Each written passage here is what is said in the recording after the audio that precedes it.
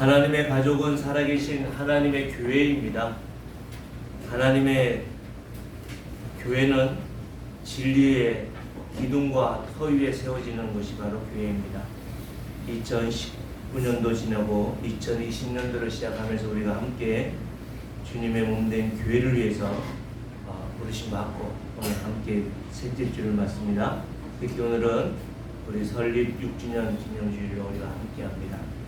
그 하나님께 이 시간 나와 함께 하시고 우리와 함께 하시는 그 하나님을 의지하면서 함께 묵상하며 기도하겠습니다. 하나님의 말씀 사도행전 2장 37절에서 42절까지 말씀 제가 읽은 성경으로 190페이지에 있습니다. 신약성경. 우리 찾으셨으면 다같이 함께 성령님이 인도하신 따라 하나님의 말씀을 맡기겠습니다. 그들이 이 말을 듣고 마음에 찔려 베드로와 다른 사도들에게 물어 이르되 형제들아 우리가 어찌할꼬 하거늘 베드로가 이르되 너희가 회개하여 각각 예수 그리스도의 이름으로 세례를 받고 죄 사함을 받으라. 그리하면 성령의 선물을 받으리니 이 약속은 너희와 너희 자녀와 모든 먼데 사람 곧 주 우리 하나님이 얼마든지 부르시는 자들에게 하신 것이라 하고 또 여러 말로 확증하며 권하여 이르되 너희가 이 패역한 세대에서 구원을 받으라 하니 이 말을 받은 사람들은 세례를 받음에 이날에 신도의 수가 3,000이나 더하더라. 그들이 사도의 가르침을 받아 서로 교제하고 떡을 떼며 오로지 기도하기를 힘쓰니라. 아멘. 자리에 앉으시겠습니다. 이성호 교수님 말씀 전해주시겠습니다. 네, 우리 성도님 반갑습니다. 천안에 있는 고려신학대원에서 교회 역사를 가르치고 있는 이성호 교수입니다. 저는 한 12년 전에 유학을 마치고 이 정도 사이즈가 되는 것 같은데 교회를 개척을 해서 지금까지 잘 성장하고 있습니다. 그래서 이렇게 작은 교회를 가면 남일 같지 않고 항상 저희 옛 추억을 떠올리게 되는데 한 8년 정도 됐을 때 우리 교회 사이즈가 거의 비슷한 것 같습니다. 그래서 제가 이제 교회 이 때문에 이제 교회 개척한 교회 가서 설교를 많이 하는데 그 중에서 오늘 본문을 설교를 많이 합니다. 근데 이 이유는 뭐냐면 오늘 본문은 특히 교회를 세우는 특히 작은 교회죠. 설립하는 교회에 굉장히 중요한 본문인데 그 이유는 최초의 교회, 또 최초의 신약 교회가 설립된 바로 그 순간을 오늘 우리 본문이 기록하고 있기 때문입니다. 그러니까 구약교회 말고 신약교회, 이 신약교회가 구체적으로 언제 어디에서 어디에 기록되어 있냐면 오늘 우리가 읽은 사도행전 2장 37절에서 42절입니다. 그러면 우리가 이 교회를 왜 알아야 되느냐? 이 교회는 어디서 세워졌습니까? 예루살렘에서 세워졌죠. 우리는 울산이죠. 한 2000년 전에 세워졌어요. 2000년 전에 예루살렘에 그렇게 세워진 교회를 우리가 알아야 되느냐? 알아야 됩니다. 왜 알아야 되냐면 이 교회가 첫 번째 교회이기 때문입니다. 그리고 첫 번째 교회뿐만 아니라 이 교회는 주님 오실 때까지 한 교회입니다.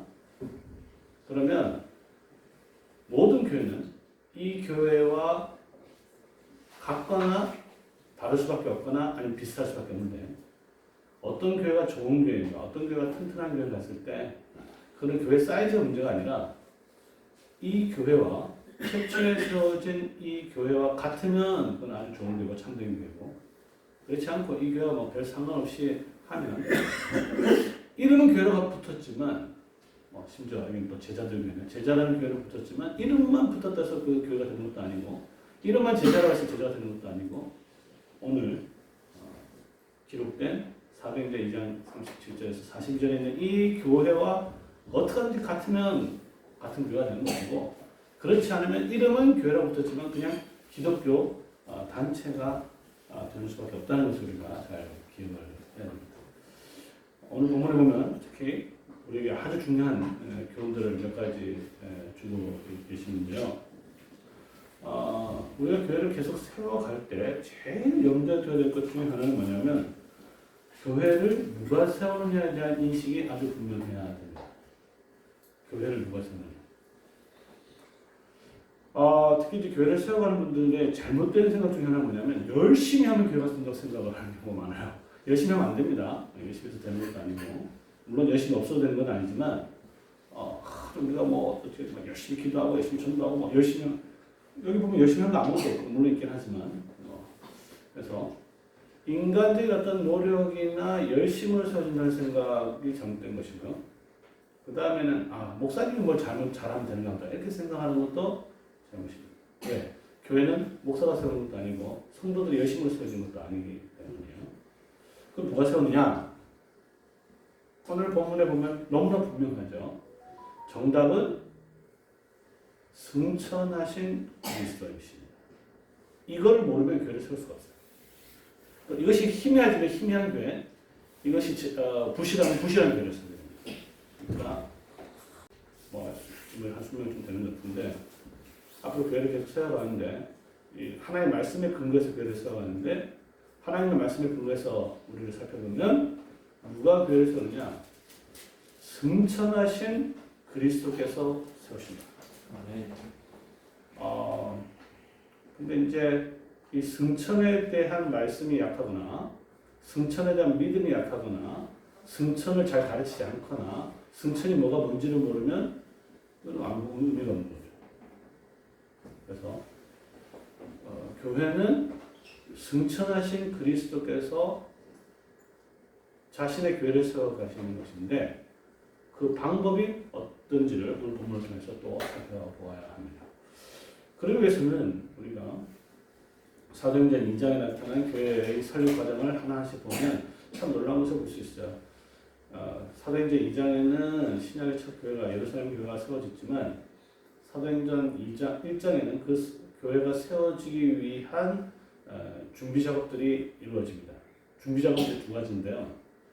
하나는 사도행전 1장에는 아주 중요한 구속 역사가 두 가지가 기록되어 있는데 하나는 아까 제가 얘기했듯이 그리스도의 승천이 기록되어 있습니다. 그리스도의 승천. 그리스도의 승천을 알아야 믿어야 교회를 세워준다는 말이 바로 그겁니다. 예수님은요 땅에 계셨을 때 지상에 계셨을 때 교회 개척 한 번도 한 적 없습니다. 있어요? 없죠. 교회 개척이라는 것은 예수님도 못한 일이에요. 지상에 있을 때는. 그래서 예수님께서 너희가 나를 믿으면 이것보다 더 큰 일을 행하리라 그랬잖아요. 그 큰 일이 뭐냐면 승천하고 나서 해야 될 우리 백성들을 위해서 해야 될 일이 더 예수님이 우리에게 맡긴 일이거든요. 그러니까 예수님도 하지 못한 일을 우리가 지금 하고 있는 겁니다. 얼마나 큰 일인지도 모르고 지금 하고 있는 것인데 사실 우리가 하는 것도 아니고 주님께서 하시는 것인데 그러니까 주님께서 승천을 하고 나서 그때부터 교회를 세우는 거예요. 그래서 예수님은 지상에 있을 동안에 한 것이라고는 12사도를 갖다가 세우는 것 말고는 없어요. 그렇죠? 그리고 그 12사도를 통해서 교회를 세워가게 되는 것입니다. 근데 이제 문제는 이제 승천에 대한 이해가 이제 분명해야 되는데 먼저는 승천을 믿는 게 중요하겠죠. 정말 그리스도께서 승천하셨구나. 이게 왜 중요하냐면 부활하고 나서 제자들의 어떤 행동들을 보면요. 제자들이 막 두려워하고 있었거든요. 두려워하다가 한 번에 확 바뀌어요. 아주 담대한 것으로 바뀌는 그 시점이 언제냐면요. 그 승천입니다. 예수님께서 부활하는 것을 몇 번 보여줘도요. 계속 두려워하고 믿지도 않고 예를 들어서 마태복음 28장에 보면 그들이 예수님을 보고 경배하나 오히려 의심하는 자들도 있었다. 또 그랬고 도마도 그랬고 또 엠마오로 간 부자들한테도 계속 왜 믿지 않냐고 책망하시고 또 뭐 갈릴리로 갔을 때는 또 고기잡으러 또 가잖아요. 그러니까 예수님의 부활을 계속 보면서도 그들은 여전히 두려워했고 여전히 어떻게 보면 문을 꽉 닫아놓고 그렇게 지냈습니다.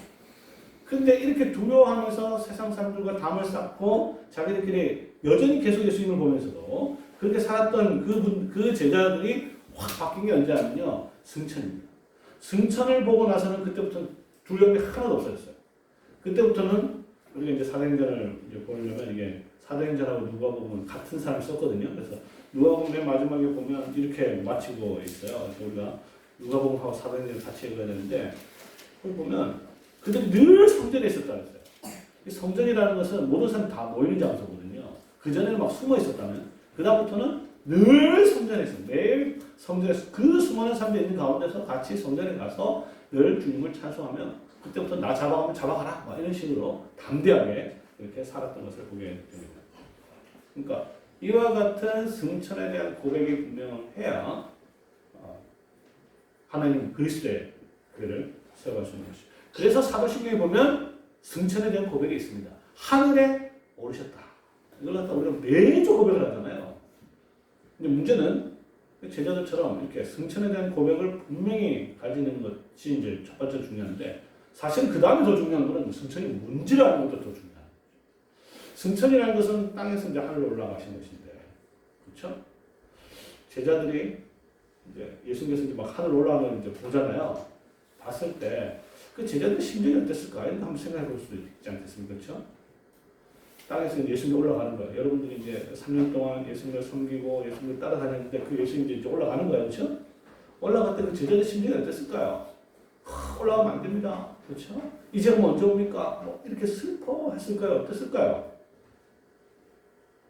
우리가 생각하기는 그 장면 봤을 때 정말 슬프고 이제 그럼 언제 오나 이런 식으로 생각했을 것 같은데 그렇지 않습니다. 거기 보면 이제 누가복음 24장 52절에 보면 저희가 그에게 경배하고 큰 기쁨으로 예루살렘에 돌아가 늘 성전에서 하나님을 찬송하니라 했습니다. 그러니까 예수님께서 승천하는 것을 봤을 때 제자들은 엄청나게 기뻐했던 거예요. 근데 누가복음을 보면 이 크게 기뻐했던 것이 한 군데 더 나옵니다. 언제 나오냐면 예수님께서 탄생했을 때 내가 너에게 오늘날 큰 기쁨의 좋은 소식을 너에게 전하노라 해서 큰 기쁨이 또 안 나와요. 그러니까 예수님이 탄생했을 때 모든 백성들이 크게 기뻐했고 예수님이 승천했을 때 크게 기뻐했습니다. 그렇죠? 그러면 뭐냐면 예수님께서 탄생하셨다는 것은 하늘에서 땅으로 내려오셨다는 것을 의미하는 것이고 예수님께서 승천하셨다는 것은 땅에서 하늘로 올라가신 것인데 자, 우리가 이제 사도신경을 매주 이렇게 고백하는데 그거 보면 예수님에 대한 첫 번째 고백이 뭐예요? 매주 고백하는데 첫 번째 고백은 예수님에 대한 고백의 첫 번째는 성령으로 동경이 말해서 나셨다. 이게 첫 번째입니다. 하늘에서 땅으로 나셨다. 이게 첫 번째예요. 두 번째는 본디오 빌라도에게 고난을 받으셨다. 세 번째는 십자가에 매달리셨다. 네 번째는 십자가에서 죽으셨다. 다섯 번째는 장사 되셨다. 여섯 번째는 사실은 음부로 내려가셨다고 되어 있어요. 그 다음에 부활하셨다. 그 다음에 마지막이 뭐냐면요. 승천하셨다. 여기까지가 우리를 위해서 과거에 우리를 위해서 하신 거예요. 제일 먼저 하신 것은 하늘에서 땅으로 내려오신 것이고 제일 마지막에 하신 것은 땅에서 하늘로 올라가신 것입니다. 그럼 지금 뭐 하고 계시냐? 지금은 하나님 보좌 우편에 앉아 계시다. 앞으로는 뭐 하냐? 산자와 죽은 자를 심판하러 오신다. 이게 예수 그리스도에 대한 고백이란 말이에요. 그러니까 승천은 예수 그리스도의 모든 구속 사역을 최종적으로 완성시키는 것이다. 이렇게 볼 수 있습니다. 이거를 알아야, 이거를 확실해야, 이것을 정말 믿어야 그 다음부터 뭘 할 수 있냐면 주님의 교회를 세워갈 수 있는 것입니다. 이게 흐리면요, 흐리멍텅한 교회를 세우는 거고 이게 분명하면 이 분명한 교회를 세워가는 것입니다. 제자들이 이 승천의 의미를 너무나 분명히 알기 때문에 크게 기뻐했는데 그 다음에 이제 승천 다음에 이 제자들 한 게 사도행전 1장에 보면 또 나와 있어요. 1장에 두 가지 큰 사건인데 하나는 그리스도께서 승천한 사건이고 그러면 승천한 다음에 기뻐한 다음에 제자들이 뭐 했냐 이거예요. 그 보면 제자들이 놀랍게도 딴 일 한 게 아니라 12사도 중에 한 명이 빠졌는데 그 한 명을 보충합니다. 선거를 통해서 사도 12번째 그 유다를 벗어나는 유다가 죽었으니까 그 유다를 벗어나는 장면이 나오는데 왜 이 일을 했느냐라는 것이 굉장히 중요한 것이죠. 그것은 이 제자들이 승천이 무엇인지를 너무너무 분명하게 알았기 때문입니다. 그것은 뭐냐 하면요. 승천의 본질은 승리다. 이렇게 볼 수 있습니다. 승리. 예수님께서 죄와 사망으로부터 승리하시고 사탄으로부터 승리하시고 어둠의 권세로부터 승리하시고 그래서 모든 만왕의 모든 세상의 왕을 다 정벌하시고 하늘에 오르셔서 만왕의 왕이 되셨다. 승리의 주가 되셨다는 것을 확신했다는 것입니다. 그리고 메시아 되신 우리 주님께서 승리를 하셨기 때문에 그 승리가 오늘 우리에게 적용이 돼야 된다고 확신했기 때문에 뭘 했느냐 하면 선거를 통해서 유다가 죽은 유다를 대신해서 마띠아를 선출한 것을 보게 되는데 그 이유가 사도행전 1장에 보면 이렇게 되어 있어요. 거기 보면 이제 베드로가 나와가지고 이제 그 왜 이 마띠아를 선출해야 되는지를 설명하고 있는데 그건 뭐냐면 시편 109편을 갖다 인용하고 있는 것을 보게 됩니다. 시편 109편은 굉장히 중요한 본문 중에 하나인데 시편 109편이라는 것은 기본적으로 시편 중에서 전형적인 이제 저주 시편에 해당하는 시편이에요. 시편에 여러 가지 종류가 있는데 그 중에 이제 저주 시편이 있습니다.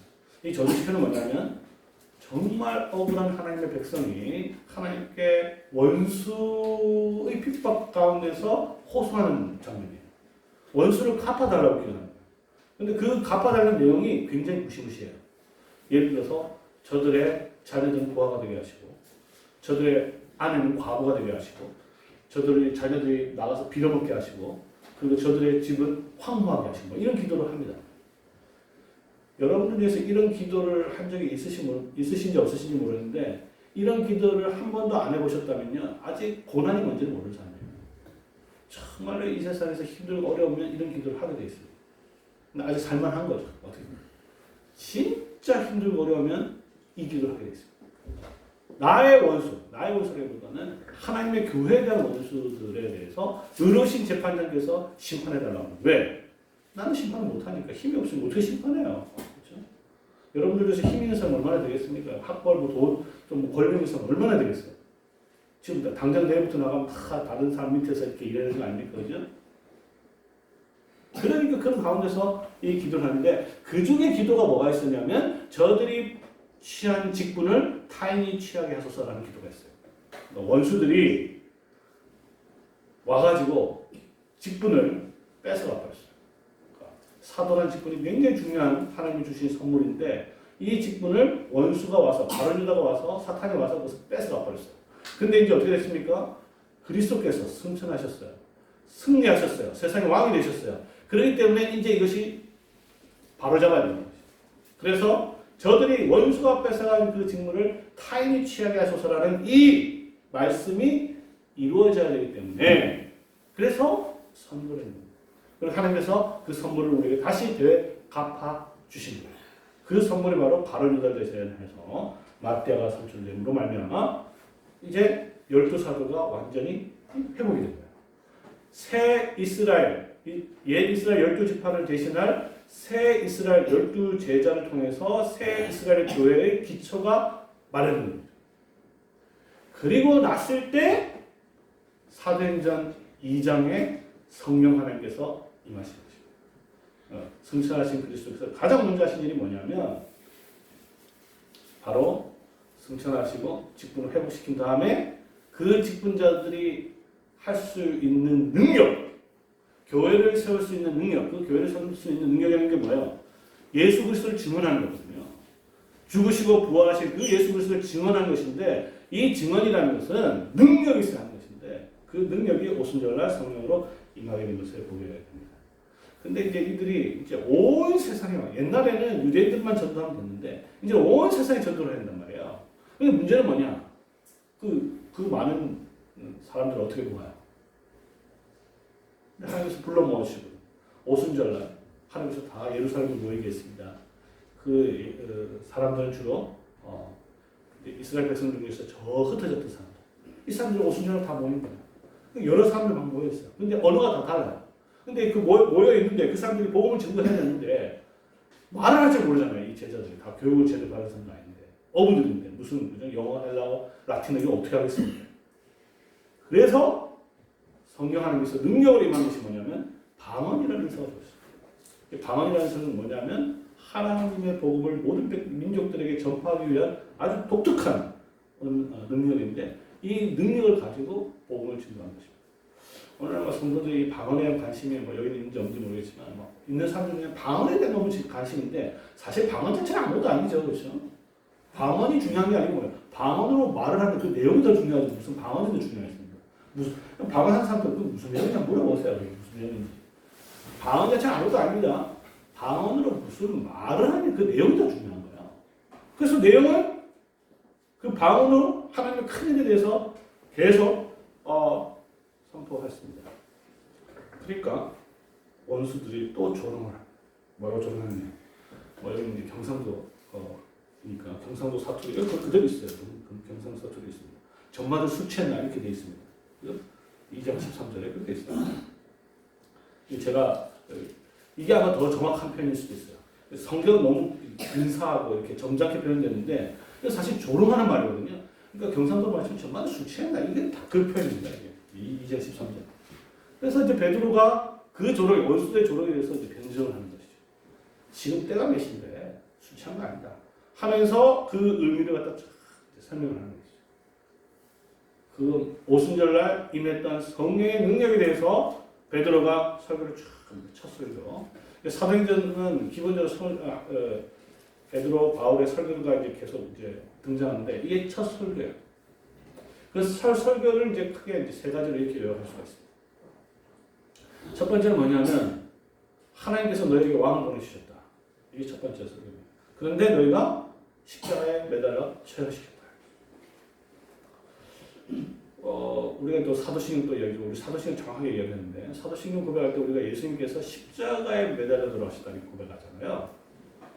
근데 예수님께서 십자가에 돌아가신 거하고 예수님께서 화형돼서 돌아가신 거하고 차이가 있습니까 없습니까? 우리가 고백할 때 예수님께서 돌아가셨다고 고백했을 때 십자가에 돌아가셨다고 고백하는 거하고 예수님께서 불에 타 돌아가셨다는 거하고 차이가 있어요 없어요? 이건 근본적으로 차이가 있습니다. 왜냐하면 십자가에 죽었다는 말은 나무에 매달려 돌아왔다는 것은 신명기에서 보면 저주받을 자로 구성해서 그러니까 하나님의 백성이 왕을 보내주셨는데 그 왕을 이거는 저주받을 XX 이래놓고 처형시켰거든요. 그냥 화형만 해서도 이들이 좀 용서받을 가능성이 있는데 왕을 그렇게 해버린 왕을 십자가 매달아서 저주받을 자로 규정해버리고 그렇게 지옥에나 떨어져라 이런 거잖아요. 그렇지만 하나님께서는 너희가 그렇게 했지만 너희가 그렇게 그가 무도한 반역을 했지만 하나님께서는 그를 하늘에 오르시게 하셨다. 승천하셨다. 이게 두 번째입니다. 증거가 있냐? 증거가 있다. 요엘서에 약속한 만민들에게 영을 보내주겠다는 그 약속을 너희가 지금 보고 있는 것이다. 이게 이제 바울이 베드로가 했던 첫 번째 설교의 모든 것이라고 할 수 있습니다. 첫 번째는 너희가 십자가에서 약속의 왕을 십자가에서 매달아 버렸다. 처형시켰다. 그러나 하나님께서 그를 건지셔서 죽음에 이르지 않고 썩어지게 하지 않고 하늘에 오르시게 하셨고 그리고 나서 그것을 확실하게 증명하기 위해서 성령을 보내주시다. 근데 이제 이 내용을 아주 간단하게 말하면요. 너무 그것도 이제 간단하게 말했지만 이것도 너무 복잡하잖아요. 간단하게 말하면 딱 한 줄로 얘기할 수 있어요. 그게 뭐냐면 너희들은 다 반역자들이에요. 빼도 박도 못하는 반역자들. 증거도 확실하게 있다는 거예요. 이 설교를 들었을 때 이게 불과 한 50일 전 일입니다.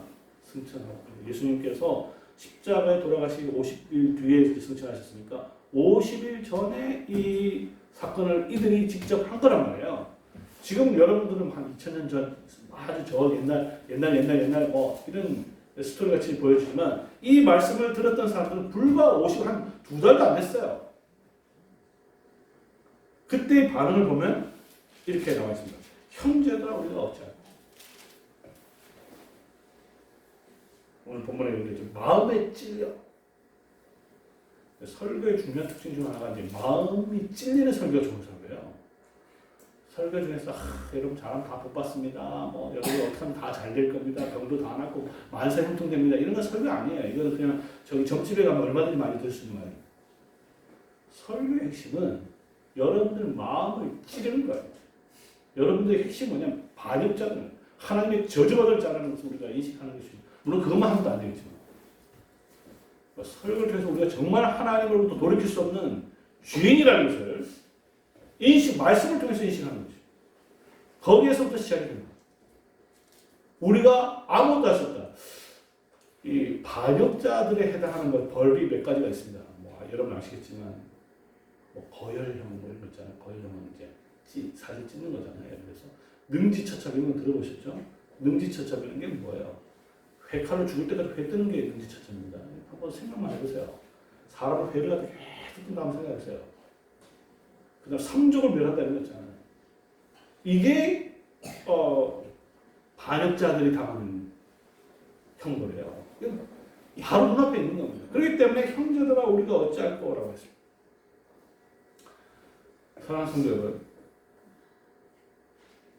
반역자들에게는 소망이 없어요. 그러니까 원래 우리가 소망이 없던 자들이에요. 하나님 진노의 자녀들 안에서 태어난 거죠. 아담 안에서. 그러면 왕 앞에서 반역을 해서 왕을 반역했을 때 유일한 소망이 딱 하나 있습니다. 뭔지 아세요? 소망이 원래 없어요. 소망이 없는데 소망은 딱 하나입니다.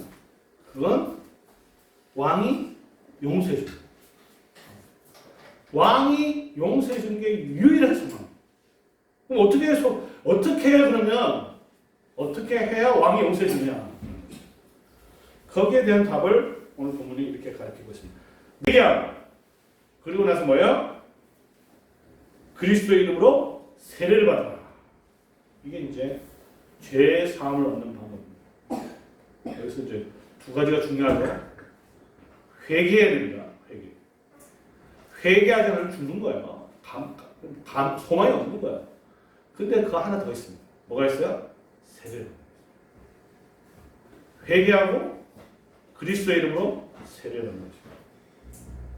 왜냐하면 이게 이제 예수님과 사도들의 아주 중요한 차이점이에요. 예수님은 한 번도 세례 받으라 한 적은 없어요. 있습니까? 예수님은 심지어 세례를 준 적도 없어요. 물론 이제 가짜 뉴스는 있었습니다. 예수님께서 세례를 주었다 카더라 하는 소문은 있었습니다. 성경에 있습니다. 예수님께서 난 누구한테 난 뭐 예를 들어서 아볼로에게 속하고 나는 바울에 속하고 나는 그리스도에 속하고 다 내가 세례 받았다는 뜻이거든요. 사실. 근데 예수님은 직접 세례를 준 적도 없고 바울도 마찬가지. 근데 왜 회개가 그냥 세례가 있는 거예요? 예수님은 회개하라 천국에 갖고 왔네. 딱 거기까지만 얘기했거든요. 근데 제자들은 회개하고 세례를 받으라고 하셨어요. 그 이유는 뭐겠어요? 그거는 예수님은 이 세상에 있을 때 교회를 세울 필요는 없잖아요. 제자들 교회를 세워야 된다. 교회를 세우는 첫 출발이 뭐냐? 회개를 하고 세례를 받는 거예요. 그래서 교회의 첫 출발은 세례에서 시작됩니다. 그러면 세례가 튼튼하면 튼튼한 교회가 되는 것이고 세례가 부실하면 부실한 교회가 됩니다. 왜냐하면 세례는 교회를 세우는 가장 큰 현관문이기 때문에 그렇잖아요. 복음을 전하고 복음을 이해했는데 그리고 나서 그 결과 해야 될 게 뭐냐면 회개하고 세례 받는 것인데 이 세례는 예수 그리스도의 이름으로 성부와 성자와 성령, 아버지와 아들과 성령의 이름 삼위일체 하나님에 대한 믿음이 굳건하면 그 교회는 튼튼한 교회고 이게 뭐 부실하고 이게 뭐 성천도 잘 모르고 이런 뭐 십자가나 부활 이런 게 핵심적인 것도 모르면 이게 부실한 교회가 되는 거예요. 그 교회 사이즈가 상관없습니다. 세례를 받았을 때 그 사람 몇 명이나 했을 때 3,000명이나 세례를 받게 되는 것을 보게 됩니다. 야, 이런 일이 오늘도 있으면 얼마나 좋겠어요. 그렇죠? 우리 이 학생이 설교 한번 하면 3,000명 되고 그 다음에 그 다음에 5,000명 되잖아요.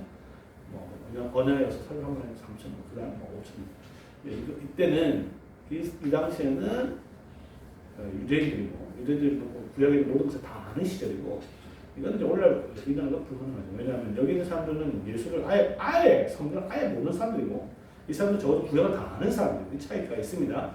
그러나 어쨌든 방법은 중요한 거야. 뭐냐? 회개하고 회개의 복음을 전해서 세례를 받게 함으로 교회가 처음으로 시작됩니다. 이 사도행전 2장 38절에서 39, 40이 바로 최초의 신약 교회가 설립된 그 첫 번째 장면입니다. 그 시작은 세례로부터 시작돼요. 자, 그래서 세례를 받았어요. 3,000명이 세례를 받았습니다.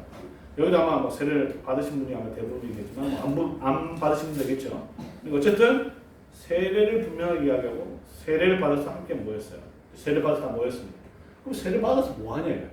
예수 믿고 회개해서 세례 받아서 이제 하나님 교회 백성이 됐어요. 모였어 뭐 하냐? 했을 때 거기에 대한 답을 우리는 42절 마지막 절에서 찾을 수 있는 것이죠. 이들이 모였을 때 세 가지를 오로지 힘썼다. 세 가지입니다. 세 가지인데 첫 번째는 저희가 사도들의 가르침을 받았다. 이게 첫 번째입니다. 교회가 세례받은 신자들이 여러분 세례 받았잖아요. 그럼 딱 정리가 되어 있었는데 내가 세례받아서 뭐하냐 도대체. 첫 번째 해야 될 게 뭐라고요? 사도들의 가르침을 받는 것입니다. 이게 중요해요. 사도들의 가르침. 이게 왜 중요하냐면 워낙 쓸데없는 게 너무 많이 가르쳐져 있어요. 틀린 게 아닌데 틀린 게 다 좋은 거예요. 교회가 다 좋은 거 착한 사람들은 다 뭐 좋은 이야기 하지 나쁜 이야기 하는 데가 어디 있겠습니까? 그렇죠? 물론 나쁜 이야기 하는 데 있지만 문제는 교회가 사도적 가르침을 안 가르치는 건 문제가 있어요. 그렇죠? 성경을 갖다 읽어준다고 해서 사도적 가르침을 가르친 게 아니에요.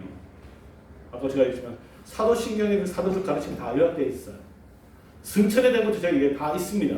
문제는 그것을 성경을 가지고 그 의미를 갖다 설교하고 그 의미를 가르치고 그걸 확신을 불러주고 그것을 가지고 교회를 세우는 사도적 교회가 되는 것인데 그렇지 않고 두리뭉실하게 이야기하거나 엉뚱한 거 뭐 성경을 대충 가르치거나 그리 되면 사도적 가르침이 되는 게 아니에요.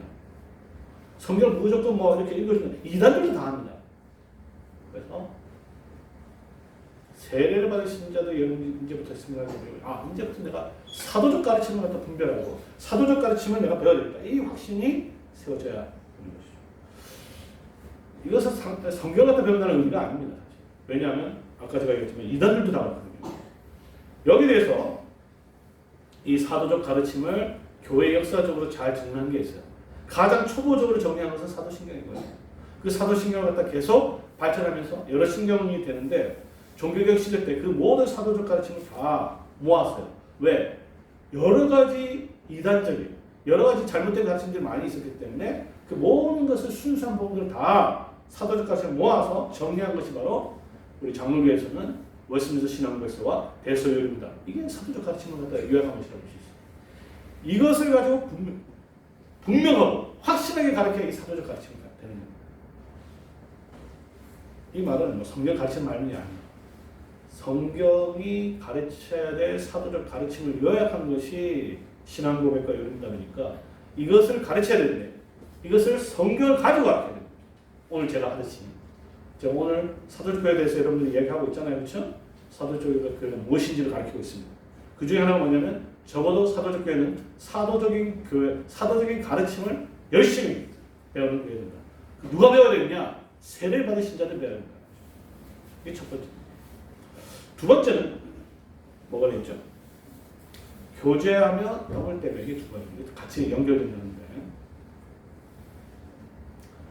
교회가 모여가지고 맨날 가르치기만 하잖아요. 그러면 그 교회는 사실 교회긴 하지만 학교가 돼요. 학교. 교회는 학교는 아닙니다. 물론 사도들의 가르침 잘 가르쳐야 돼요. 그것만 열심히 하면 그건 학교가 돼요. 교회 학교가 되는 것이죠.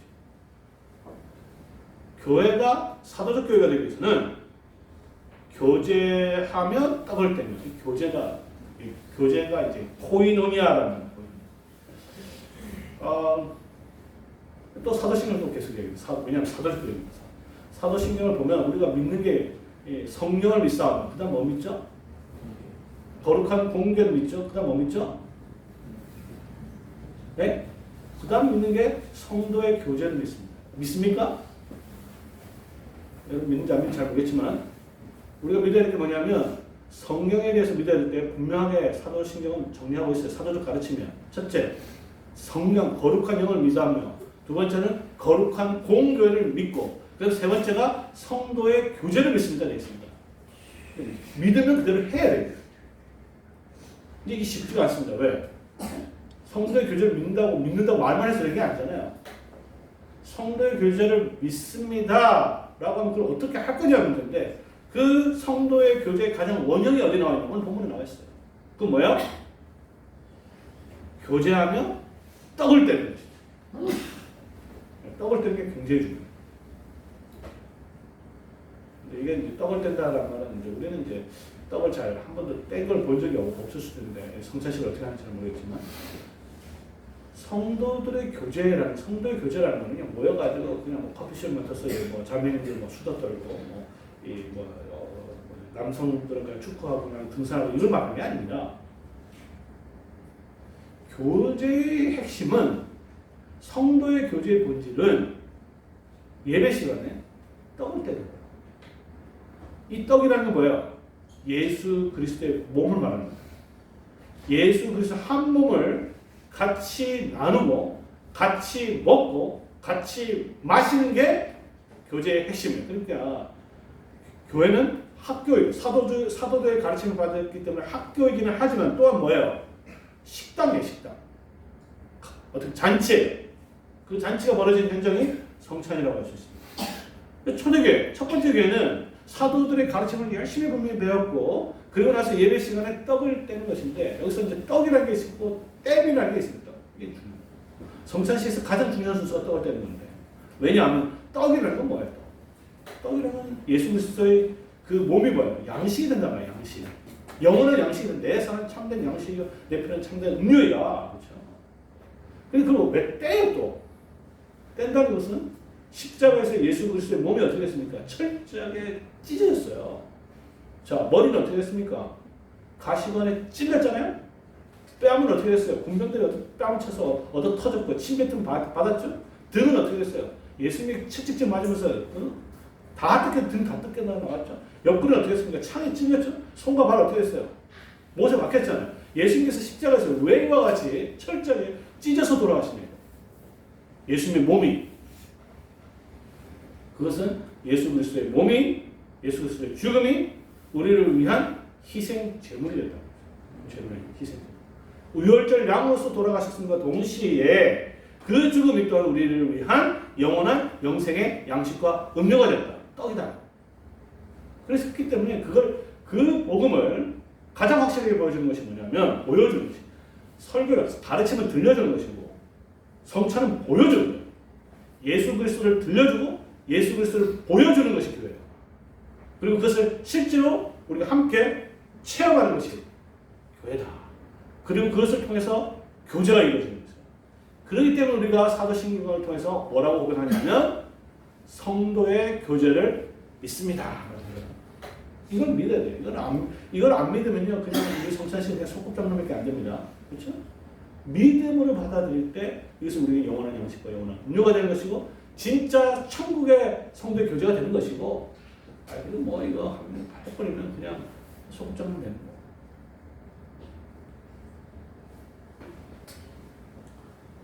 그 다음에 마지막은 기도하기를 전혀 하셨다. 여기서 말하는 기도는 뭐 개인 기도라기보다는 이제 공적인 기도를 말하는 거죠. 예배를 이야기하는 것이고. 그래서 여기서 말하는 기도라는 것은 특별히 이 유대인들은요, 기본적으로 기도를 우리처럼 하는 게 아니고요. 이들은 기도는 기본적으로 말씀에 따른 기도입니다. 모든 기도는 말씀에 따른 기도예요. 그 기도는 시편입니다. 성경에 시편이 왜 기록되어 있겠어요? 그것은 바로 이렇게 기도하기를 원하기 때문에 주님께서, 여호와 하나님께서 구약 백성, 모든 백성들에게 시편 150편이라는 시편을 올려주신 것이고, 너무 많으니까 예수님께서 그 150편을 갖다가 아주 짧게 딱 요약을 해버렸어요. 어디에 요약을 했냐? 주기도문에 다 요약을 해버렸어요. 그게 바로 세례받으신 자들이 사도적인 가르침을 받으면서 예배 시간에 교제를 나누는 성도들이 해야 될 기도가 뭐예요? 그 기도는 바로 시편을 하는 기도예요. 그 기도 중에 하나가 뭐예요? 전능하시고 의로우신 하나님께 교회를 지켜달라고, 원수를 갚아달라고, 교회를 계속 세워가달라고, 이렇게 기도한 것이라고 볼 수 있습니다. 이게 최초의 교회가 설립되었을 때 있었던 예루살렘 교회입니다. 그럼 이제 질문이 생기죠. 이렇게 하면 교회가 될까요, 안 될까요? 여러분 어떻게 생각하십니까? 될 수도 있고 안 될 수도 있는데요. 저는 교회를 설립하고 12년 전에 교회를 개척하고 나서 세 가정 가지고 교회를 개척했는데 말씀대로 그대로 했습니다.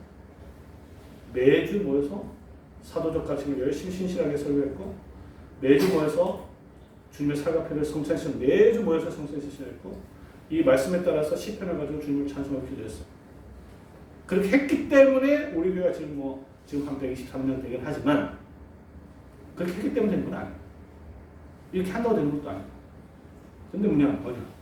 적어도 확실한 건 뭐냐면 우리 교회는 적어도 예루살렘 교회에 가장 가까운 교회라는 걸 확신합니다. 왜? 그대로 했기 때문에. 그리고 교회를 세우는 건 누가 세운다고 그랬어요? 제가 이렇게 열심히 했기 때문이 아니고 교회를 세우는 것은 승천하신 그리스도께서 세우시는 겁니다. 그런데 그 승천하신 교회를 그냥 막 세우면 되는 거 아니에요. 그렇잖아요. 능력이 없으신 분도 아닌데. 근데 오늘 제가 설교 재밌게 승천하신 그리스도는 수단을 통해서 수단을 잘 알아요. 교회를 세우고 안 세우는 건 전적으로 그리스도께 속해 있습니다. 죄송하지만 지상에 있는 교회는 흥하기도 하고 망하는 거예요. 그럴 수 있어요. 이 교회도 잘 될 수도 있고 안 될 수도 있습니다. 그러나 이 교회가 해야 될 게 뭐냐면 말씀에 순종하는 것인데 승천하신 그리스도께서 그냥 막 이렇게 제가 교회를 세우는 것이 아니고 수단을 사용해서 사용하세요. 그 수단을 뭐라고 부르냐면 은혜의 수단이라는 말씀입니다. 은혜의 수단. 이 은혜의 수단이 몇 가지냐면 세 가지예요. 세 가지. 뭐냐면 사도적 가르침, 사도적 설교라고 하시죠. 그냥 설교 아니고 사도들의 가르침에 충실한 설교. 그리고 성례라고 하시죠. 성례는 두 가지가 구성되어 있죠. 뭐야? 세례와 성찬입니다. 세례와 성찬. 그리고 그 말씀에 따른 기도. 말씀과 성례와 기도. 이 세 가지를 은혜의 수단이라는데 이 은혜의 수단 세 가지가 오늘 본문에 그대로 기록되어 있죠. 그렇죠? 예수 그리스도께서 승천하시고 직분자가 회복된 다음에 성령의 은사가 이어지고 은사가 있어서 그리스도에 대해서 증거했을 때 그 증거했을 때 사람들이 회개 역사가 일어나고 회개 역사한 자들에게 세례를 주고 세례를 받은 사람들이 모여서 사도들의 가르침을 계속 배우고 그 사도들 가르침 받은 자들이 예배 속에서 그리스도의 떡을 떼물어서 그리스도의 성도의 교제가 이루어지고 그리고 말씀에 따른 기도를 계속했을 때 하늘에 계신 그리스도께서 그 교회를 세워가신 겁니다. 이거는 믿음으로 알 수 있습니다. 이거 알 수 있어요? 보입니까? 안 보여요. 믿음, 승천하신 그리스도에 대한 믿음이 분명해야 이대로 순종할 수가 있는데 자 그럼 이들이 예배 시간에 은혜의 수단에 집중하고 그 다음에 이제 밖에 나가서 어떻게 해요? 밖에 나갔을 때는 필요에 따라서 궁금한 것을 보고 서로의 사랑을 나누고 서로 섬기고 그렇게 했을 때 날마다 성전에 모이고 또 집에서도 음식을 순전한 마음으로 먹고 하나님을 찬송하고 근데 이제 47절 맨 마지막 이제 사실 결론이기도 한데 온 백성에게 칭송을 받으니 그래서 교회 보면 칭찬을 받아요. 세상 사람들이 칭찬을 받아요. 칭찬을 받으니 구원받는 자가 날마다 주께서 당하시다. 승천하신 그리스도께서 날마다 당하시다. 이래서 교회가 첫 번째 예루살렘 교회가 계속 성장하게 되는 거죠. 사랑하는 우리 언양 지자분들 성도 여러분,